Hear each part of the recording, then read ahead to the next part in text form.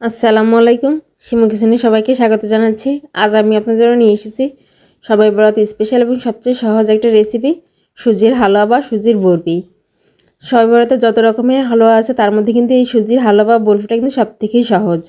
আর এটা আপনারা বাসায় কীভাবে পারফেক্টভাবে তৈরি করবেন সেই রেসিপিটি আজ আমি আপনাদের সাথে শেয়ার করব। তো চলুন আমরা সুজির বরফি বা হালুয়াটি তৈরি করে নিই। হালুয়াটি তৈরির জন্য চুলায় আমি প্রথমে একটা প্যান বসিয়ে দিয়েছি। এর মধ্যে দিয়ে দিয়েছি 1.5 টেবিল চামচ রান্নার রেগুলার সয়াবিন তেল, আর দিয়ে দিচ্ছি 1/2 টেবিল চামচ ঘি। আপনারা চাইলে পুরোটা ঘি দিয়েও করতে পারেন, তবে এখানে আমি প্রথমে অল্প পরিমাণ ঘি দিচ্ছি। এবার এই তেল এবং ঘির মধ্যে দিয়ে দিচ্ছি চীনাবাদাম। বাদামটা দিয়ে হালকা একটু নেড়েচেড়ে ভেজে নেব। আমি এখানে চীনাবাদাম নিয়েছি, আপনারা চাইলে কাঠবাদাম বা কাজু বাদামও নিতে পারেন। এবার এর মধ্যে দিয়ে দিচ্ছি কিছুটা কিশমিশ। কিশমিশটা দিয়ে চুলাটা বন্ধ করে দিতে হবে, দিয়ে হালকা নেড়েচেড়ে তুলে নিতে হবে, তা নাহলে কিশমিশটা পুড়ে যেতে পারে। দেখুন কিশমিশগুলো কিন্তু ফুলে গেছে। এবার আমি বাদাম এবং কিশমিশগুলোর মধ্যে থেকে তুলে নিচ্ছি। এবার এই তেলের মধ্যে দিয়ে দেব 1 কাপ সুজি। এখানে আমি 1 কাপ রেগুলার সুজি নিয়ে নিয়েছি, আপনারা মোটা বা চিকনদানা যে কোনো একটা নিলেই হবে। এবার সুজিটা দিয়ে আমি চুলার লো হিটে আস্তে আস্তে করে নেড়ে এটাকে ভালোভাবে ভেজে নেব। এটা খুব বেশি কালারফুল করে ভাজা যাবে না, তাহলে বরফির কালারটা কিন্তু নষ্ট হয়ে যাবে। এবার এর মধ্যে দিয়ে দিয়েছি আমি 2টা এলাচ। এলাচটা আমার প্রথমে দিতে মনে ছিল না, এই জন্য আমি এখন এলাচ দিয়ে দিলাম। আপনারা ঘিয়ের মধ্যে এলাচ 2টা দিয়ে দেবেন, তাহলে খুব সুন্দর একটা ফ্লেভার পাওয়া যাবে। আমার সুজিটা কিন্তু প্রায় ভাজা হয়ে গেছে। এটাকে আমি খুব বেশি কালার করব না, যখন একটু মোটামুটি ঝরঝরে হয়ে যাবে তখন এর মধ্যে দিয়ে দিচ্ছি আগে থেকে জাল করে ঠান্ডা করে রাখা দুধ। এখানে আমি 3 কাপ তরল দুধ ব্যবহার করেছি। দুধটা দিয়ে সঙ্গে সঙ্গে নেড়ে দিতে হবে, তা নাহলে এটা দলা পেকে যেতে পারে। আর চেষ্টা করবেন ঠান্ডা দুধ ব্যবহার করার জন্য।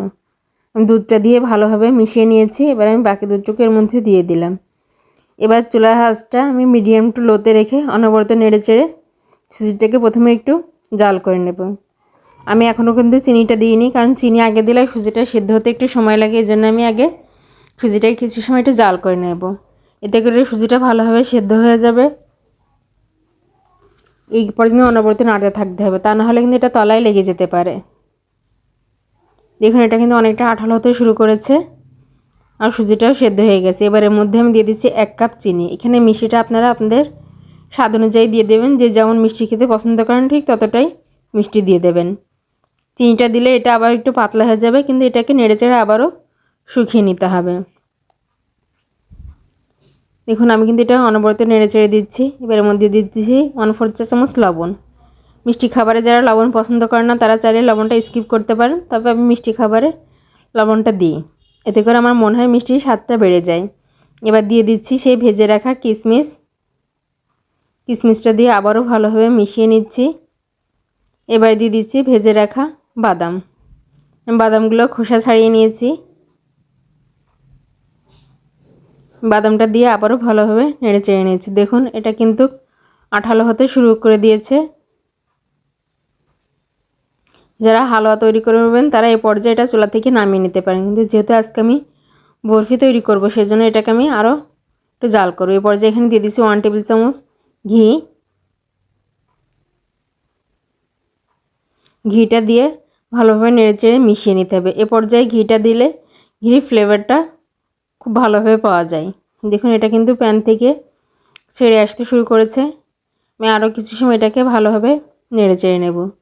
যখন প্যান থেকে পুরোপুরি ছেড়ে দেবে এরকম, তখন এটা চুলা থেকে নামিয়ে নিতে হবে। আর এই পুরো রান্নাটাই কিন্তু চুলার মিডিয়াম টু লো হিটে রেখে করতে হবে। দেখুন আমার এটা কিন্তু হয়ে গেছে। এবার এটা আমি চুলা থেকে নামিয়ে নিচ্ছি। আমি একটা প্লেটের মধ্যে নিয়ে নিচ্ছি, আর প্লেটে আমি আগে থেকে একটু ঘি লাগিয়ে রেখেছিলাম। এবার চামচের সাহায্যে গরম থাকা অবস্থায় একটু ছড়িয়ে দিচ্ছি। এবার এটা খুন্তি বা স্প্যাচুলা দিয়ে এটাকে ভালোভাবে সমান করে নিতে হবে। এই গরম থাকা অবস্থায় আপনারা শেপটা দিয়ে নেবেন, তা নাহলে কিন্তু এটা উপরটা ঠান্ডা হয়ে গেলে আর সমান হবে না। আমার উপরটা সমান করা হয়ে গেছে। এবার এর উপরে আমি কিছুটা বাদাম ছড়িয়ে দেব। আমি বাদামগুলোকে হাত দিয়ে ভালোভাবে দিয়ে দিচ্ছি। বাদামটা কিন্তু সম্পূর্ণটাই জাস্ট গার্নিশিংয়ের জন্য। এবার এটাকে আমি রেখে দেবো ঠান্ডা হওয়ার জন্য। এটা ঠান্ডা হওয়ার পরে ভালোভাবে এটাকে আমি কেটে নেব পছন্দ অনুযায়ী। ফিরে আসছি এটা ঠান্ডা হওয়ার পরে। দেখুন আমার এটা কিন্তু ঠান্ডা হয়ে গেছে। এবার এটাকে আমি ছুরির সাহায্যে কেটে নেব। আমি এখানে চৌকো করে কেটে নিচ্ছি, আপনারা চাই আপনাদের পছন্দ অনুযায়ী কেটে নিতে পারেন। আর এটা আপনারা এইভাবে কেটে সংরক্ষণও করতে পারেন। বাইরে রাখলে এটা 3 থেকে 4 দিন ভালো থাকবে। আর নরমাল ফ্রিজে রেখে আপনারা 8 থেকে 10 দিন রেখে খেতে পারবেন।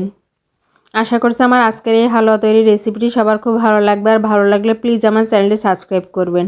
আর যারা এই ভিডিওটি আমার ফেসবুক পেজে দেখছেন প্লিজ আমার পেজটি লাইক এবং ফলো দিয়ে পাশে থাকবেন। ধন্যবাদ।